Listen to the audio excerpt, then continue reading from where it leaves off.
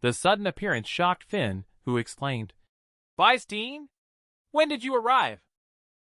Eric replied nonchalantly, "Oh, just when you pretended to call my name." "Your acting is very good," Finn said with an embarrassed look. I'm sorry, Vice Dean." Eric asked again, "What is your relationship with that girl? Why are you avoiding her?" Finn helplessly replied, "It's nothing. We have only met a couple of times, and there was a misunderstanding. I don't want to deepen the misunderstanding, so I'm avoiding her." Eric solemnly asked Finn, "Do you believe in fate?" The Academy has a total of 4 major regions with tens of thousands of students. The fact that you and she can meet and misunderstand each other is fate. Finn looked puzzled. What kind of fate is this? Clearly, it's just a misunderstanding getting deeper and deeper. Eric laughed and said, "You'll understand in the future. I have something to do, so I'll leave now." Finn looked puzzled as Eric left and said, "What riddle is the Vice Dean playing? It's so inexplicable. Well, I'll go return the book first." The orange-haired man who had suddenly run away came back and shouted, "Brothers, it's him! Guys, let's beat him up hard." Finn had just dealt with the younger brother when the big brother came with people seeking revenge. Turns out it was Braided Man. They called people back because they thought Finn took advantage of the situation due to having fewer people earlier. Finn looked at it again, feeling helpless at this moment. "I just wanted to come to the library to return the books." Soon after, there were banging sounds. Look again at this moment. A large group of people knelt down in front of Finn. The crowd shouted in unison, "Big brother, we were wrong." Finn turned around coldly and said, "You guys reflect on yourselves first. I'm going to return the book." "Yes, big brother." The scene changed, and at this moment, only one person was seen running and shouting anxiously, "Not good!" He pushed open the door violently and shouted, "Harvey, our people were attacked in the library." The dumbbell fell to the ground. I saw Harvey, with muscles tense, saying coldly, "Who dares to touch my people?" On the other side, Lionel, with a ghostly expression, said, "Those who dare to hit me, Lionel, they really don't know how to live." When Finn walked out of the library, he felt awkward and said, "Finally return the book. I won't do embarrassing things like helping my big brother again in the future." He suddenly realized, when did so many people gather at the entrance? Then he squeezed into the crowd and saw the scene in front of him. Harvey smiled and said, "Lionel, are you only stepping up to be the leader because you heard Romeo dropped out?" Lionel replied, "Harvey, make it clear that Romeo has never been my rival. I just can't be bothered to compete with him." At this moment, Finn asked the yellow-haired man, "What happened to this student?" The yellow-haired man replied, "Don't you know? Someone beat up both Lionel and Harvey." Finn replied nonchalantly, "Oh, I know. It was me." The yellow-haired man sneered, "You know, and you still ask me?" Suddenly realizing something, he explained fearfully, "What? It was you." Then the braided man pointed at Finn and said, "Brother, it was him." Shortly after, Harvey and Lionel approached Finn and questioned him together. "Did you hurt my people, kid? I heard your name is Finn, the new king this year?" Finn looked at Lionel, feeling shocked. This person's aura is very dangerous, like the eyes of a murderer. At this moment, Harvey stepped forward arrogantly and said, "You little punk, don't think new king is so great. You can still kneel down and beg for mercy now." His little brothers behind him also echoed in agreement. Finn chuckled secretly when he heard this, saying, "Even with your group, do you think you're numerous enough?" In his previous life as the Sword Saint, he had already been threatened like this, facing a group of men in black alone. The man in black roared, "Today is your doomsday. I don't believe that with so many of us, we can't kill you." He raised his sword and said, "Even if the whole world is my enemy, I can still defeat them with just one sword. I don't even care about fighting against a crowd of people." He is about to rush up as he speaks. Hold on. Suddenly, Brian arrived by Finn's side. Finn looked anxious and called out, Brian, what are you here for? Brian laughed and said, Finn is my brother. Bullying him is like bullying me. If you want to fight, then count me in. Finn worriedly said, Brian, this is between me and them. Please don't get involved. You may get yourself into trouble if you do. Brian unwillingly said, Finn, do you think I am afraid of trouble? Don't you consider me your friend anymore? At this moment, Harvey angrily shouted, Stop dilly-dallying. Since you're here, let's settle this at once. Lionel also shouted, Charge! Finn, no longer hesitating, said, All right, Brian, let's fight side by side. Brian threw a punch and directly knocked down a person. Finn, on the other hand, had a sly smile on his face. Soon after, the sound of impacts could be heard intermittently. Seeing his subordinates being beaten without any ability to fight back, Lionel said angrily, A bunch of losers! Then he shot 2 sword chi towards Brian. When Brian saw it, he realized it was too late and thought to himself, This is bad. Only to see Finn quickly execute the Violet Azure sword technique, controlling chi with chi. He flew in front of Brian, shooting out only to hear a bang bang bang sound exploding in the air. He participated in the Magic Core Hunting Tournament. He actually had to forcefully surpass 2 levels to condense the sacred weapon. Seeing Finn taking the attack, Brian was amazed and exclaimed, Wow, Finn, you are amazing! If it weren't for you, I would have been in trouble.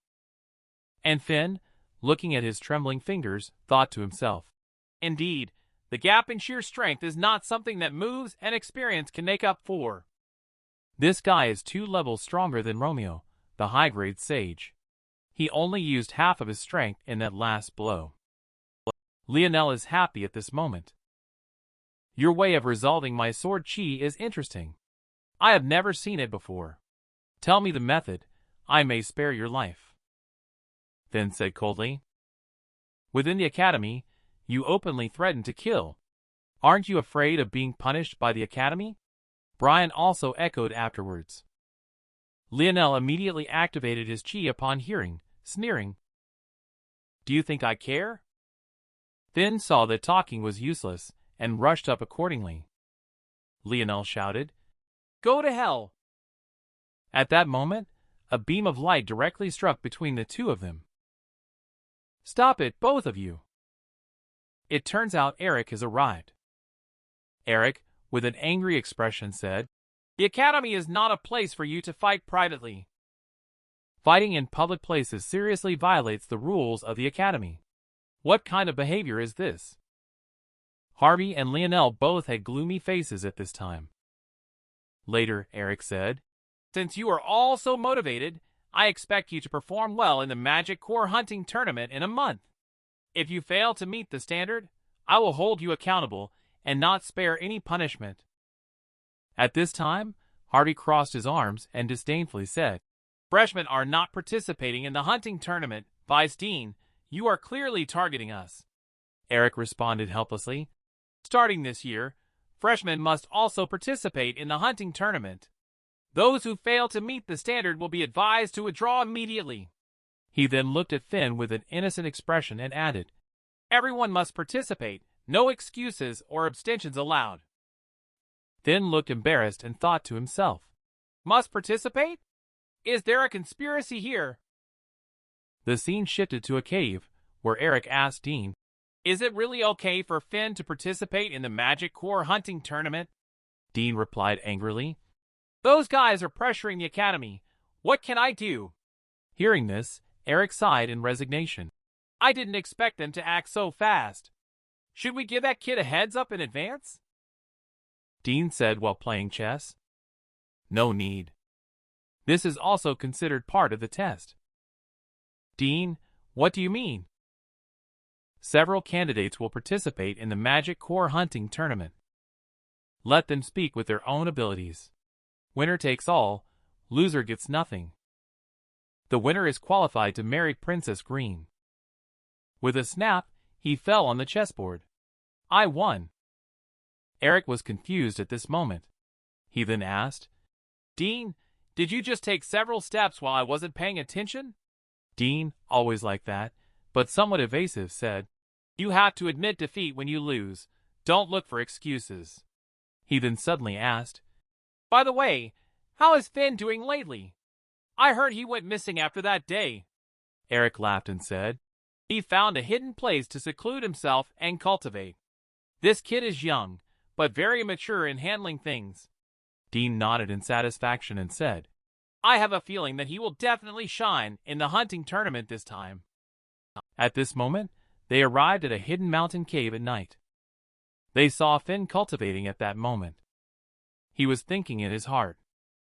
He integrates the violet azure sword technique he learned from the library with the cultivation method he knows, and indeed, his cultivation speed has greatly increased. The abundant sacred energy contained in the third stage magic core is enough to allow me to directly break through to the 8th layer of sacred energy, advancing to the sage realm, as the magic core continues to shrink and disappear. Finn's hands come together as the magic core finishes absorbing. I will now attempt to condense the sacred weapon and directly impact the sage. Sacred weapon condense. With a thunderous shout in Finn's heart. In front of him, a shadow of a sword gradually formed. At this moment, Finn, with a pale face and sweating profusely, gritted his teeth in his heart and thought. The sacred energy required to condense the sacred weapon is too vast. My sacred energy is running out fast. Finn's older brother is a master at ruining the atmosphere. The exciting opening of the hunting tournament was completely ruined by his lack of enthusiasm upon entering. At this moment, when Finn is condensing the sacred weapon, with a bang, he spat out a mouthful of blood and said to himself, Although I can barely condense the sacred energy into a sword, but I am still one step away from becoming a sage. I must infuse the divine will into the sacred weapon, allowing it to merge with my spirit in order to truly advance to become a sage. To advance to become a sage, I still need a large amount of sacred energy. This magic core hunting tournament is an opportunity. At this moment, in another room, Lionel slammed his hand on the table in anger. Is Finn also worthy of being my opponent? He informed the man in black in front of him that this magic core hunting tournament will eliminate all these annoying losers. Princess Green is mine. No one is qualified to compete with me.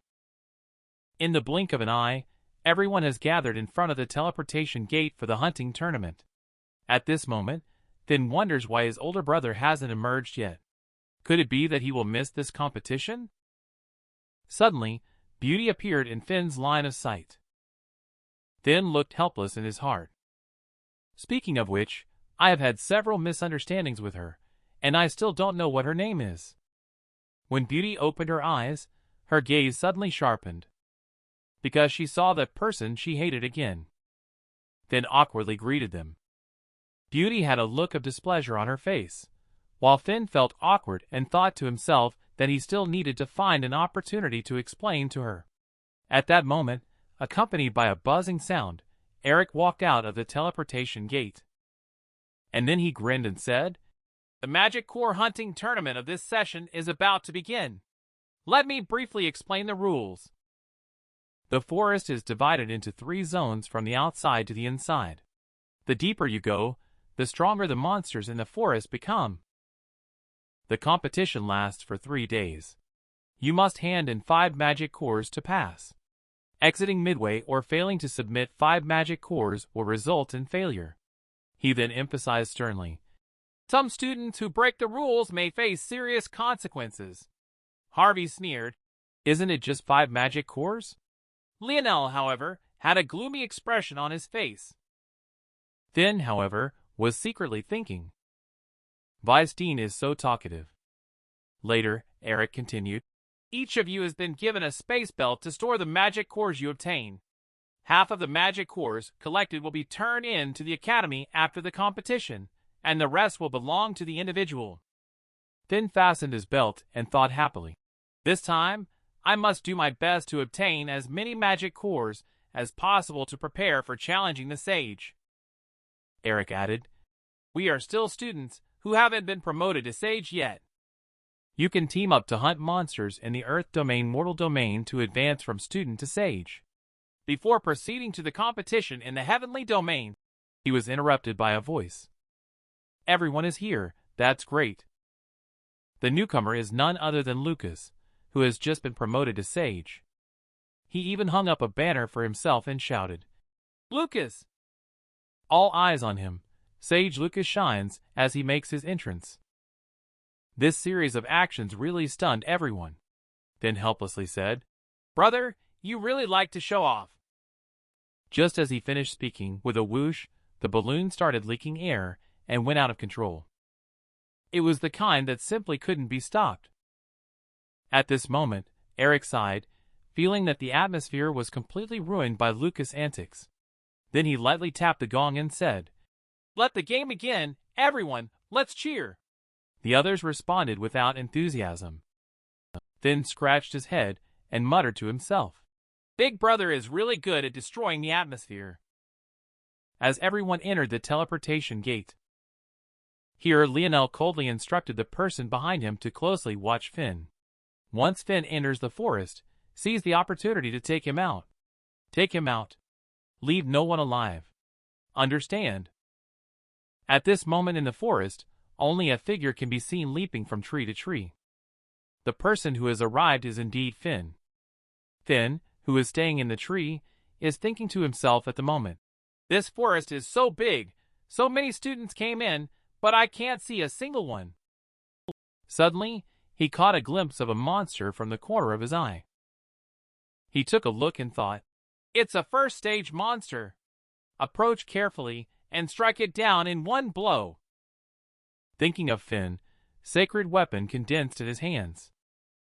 Just as he was about to make a move, suddenly, the sound of "ah" came from nearby. The monster was instantly startled. It ran off in a flash and disappeared. Then participated in the hunting tournament for the first time. He encountered major issues in the dense forest that even the vice dean couldn't solve. He saw Finn, who had a surplus of food, and felt extremely embarrassed. Later, he muttered to himself, Was that voice just now Brian? Is he in danger? After speaking, he immediately darted towards one side. On the other side of the forest, there were occasional rustling sounds. Looking again, Brian is currently being attacked by a gigantic serpent. Here, Finn, who rushed over, looked at the scene in front of him in confusion and asked, Second stage monster? Shouldn't there only be first stage monsters in the Mortal Domain forest? Just as the gigantic serpent was about to attack Brian, Finn flew down. He rescued Brian and asked, Brian, how did you attract the attention of the second stage monster? Finn explained that when Brian saw it, it suddenly sprang out to eat him. He chopped it with an axe, which completely angered it. Finn, why are you here?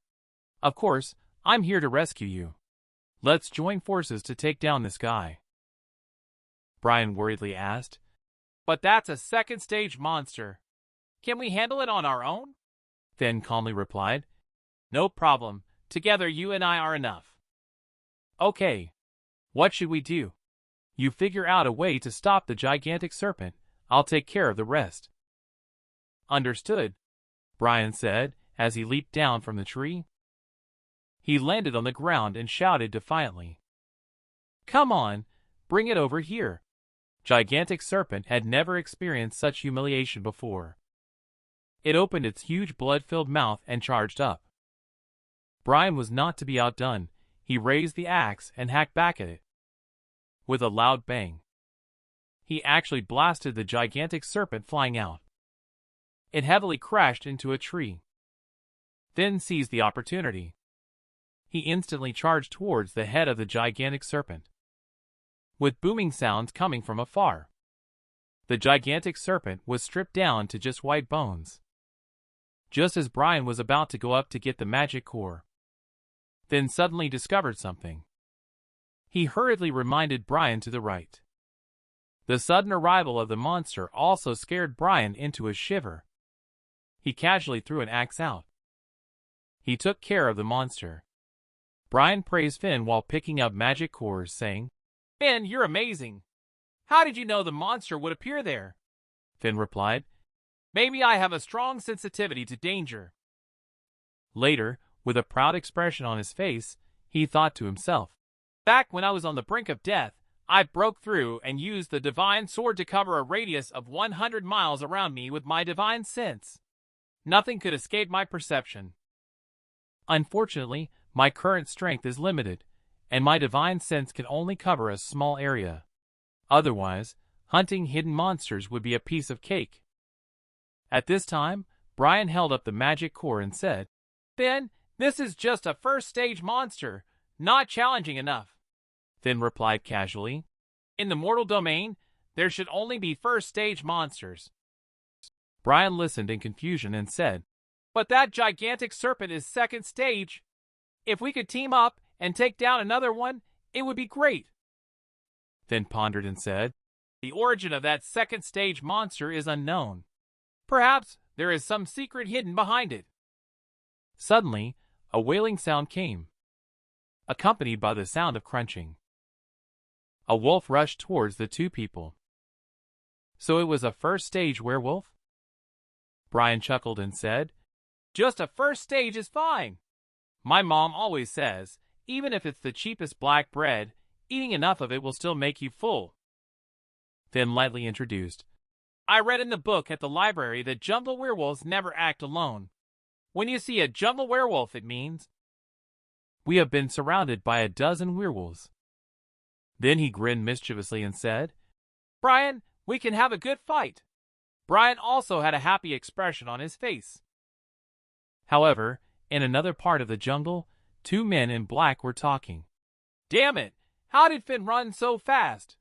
He disappeared into the jungle. If the young master finds out we lost him, we're done." Suddenly, a huge black shadow jumped down from above with a loud thud, landing on the ground. It only revealed two big white eyes. Soon, the fearful cries for help of two people could be heard. And inside the academy, only to see Eric suddenly push open the door, exclaiming in shock, "Dean, something's wrong! The dense forest has been suddenly covered by a barrier, cut off from the outside world." "What?" Dean exclaimed in astonishment.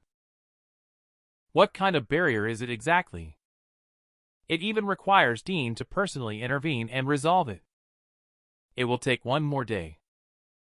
The scene changes, and at this moment the two of them arrive at the entrance of dense forest. Eric explains, "After the hunting tournament begins, dense forest is covered by a barrier. I've tried all sorts of methods, but none can break through the barrier." Dean looks at the barrier, sweating profusely. He says, "This barrier formation was set up by the original Dean. Not to mention you, even I can't break through it quickly." Eric asked in confusion, "Barrier formation set up by the original Dean? Why is it triggered now?" Dean stroked his beard and said, "I don't know either. It may be related to the secret research conducted by the original Dean back then. Unfortunately, the original Dean passed away unexpectedly. What kind of research he did in dense forest has become a forever secret." Eric, hearing this, anxiously asked, "What should we do now? Many students are trapped in dense forest, especially those few as well. If something happens to them," Dean replied calmly, "trust the students. They are students of our Kargas Academy. I will do my best. It will probably take a day to dispel the barrier. Until then, all we can do is pray." With that, he clasped his hands together. He exuded chi all over his body and shouted, "Sacred energy, dispel!" Instantly, he activated the technique. Eric looked at the entrance covered by the barrier. He silently said, "I hope everyone will be safe." Then he looked inside the dense forest. At this moment, the werewolf launched an attack. Finn and Brian discussed. "We split up and each took half to see who could finish killing first. They then each rushed forward. Then quickly dealt with a group of werewolves over here." Brian also did not show weakness. He picked up an axe and took down a bunch of them in no time, leaving only one werewolf standing. It saw the situation was bad, so it ran off as fast as it could. Watching the fleeing werewolf, Finn sneered disdainfully. Is it going to flee right away? He hasn't finished speaking. Brian raised the axe and flew after him. Go to hell. The last werewolf has been eliminated. Brian proudly exclaimed while carrying an axe. Finn, we are so awesome! We have taken down so many werewolves. However, Finn noticed that there was something wrong with these werewolves. He pondered. The book says jungle werewolves are all first stage low grade, but these werewolves are clearly first stage high grade. They have human blood on them, and the bloodstains are still fresh, indicating that they have just attacked humans. Could it be that someone nearby was attacked? They hurriedly ran to the side afterwards. They saw the scene in front of them.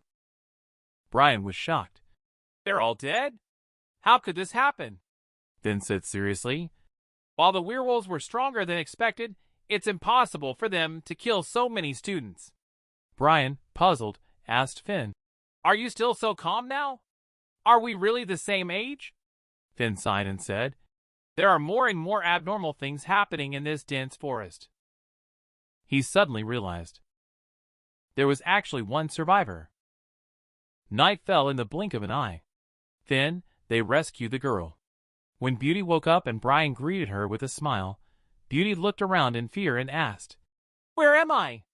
I remember we were attacked by a werewolf before. Oh, right. My companions. Where are they? While eating meat, Finn replied casually, They're all dead? Beauty also looked incredulous. Then she urgently shouted, Right. What about those werewolves? We need to find a place to hide. Brian chuckled. Don't worry. They've all been taken care of. This meat is almost cooked. Want a piece? Beauty exclaimed. How is that possible? They were a group of werewolves. Brian said confidently. Finn and I are very powerful. Beauty listened in silent astonishment for a moment. Suddenly, there was a loud roaring noise nearby, which frightened Beauty into tears. It sounds like a big creature, Beauty exclaimed in fear. Finn, unfazed, said, Quickly finish eating, and then we'll go check it out. Upon hearing this, Beauty gasped, Are you really going? That monster must be very powerful if it's responding to the calls. Brian chuckled and said, It's precisely because it's powerful that we should go. Are you coming with us? Beauty, upon hearing this, turned around shivering and said, No, I'm scared. I want to go out. Brian didn't insist and just reminded her to stay safe. Just as Beauty was leaving, she turned back with a mischievous smile and said, After watching for so long, aren't you going to subscribe? Experiencing having your hair burned off is a unique kind of experience. In a fit of anger, he unexpectedly performed a shoulder throw on the flame cloud beast, which was several times larger than himself. At this moment, watching Beauty leave, Brian asked in confusion, Is she so scared? Finn calmly replied, This girl is a bit strange. Finn, it's normal for girls to be timid. What's wrong with that? It's just a feeling, never mind. Let's go hunting monsters first. On the other side, only to see a monster chasing its prey. Two people looked at the monster in front of them. Finn said, It's the second stage monster flame cloud beast. The book says this guy isn't very powerful, just has high defense. Brian praised Finn, saying, You know a lot, Finn. This is all from what I read at the library. We are ready to take action. Don't let the prey escape. Understood. After speaking, the two simultaneously flew towards the flame cloud beast to attack. I only heard two loud sounds when the axe and sword hit the flame cloud beast at the same time. Brian was speechless and said, Is this defense too high? Ridiculously high? We can't even hurt it. At this point, the attacks of the two also angered the flame cloud beast. It let out a roar. Flame Cloud Beast opened its huge bloody mouth, with flames condensing inside. It attacked the two of them, and Finn exclaimed anxiously, "Brian, are you okay?"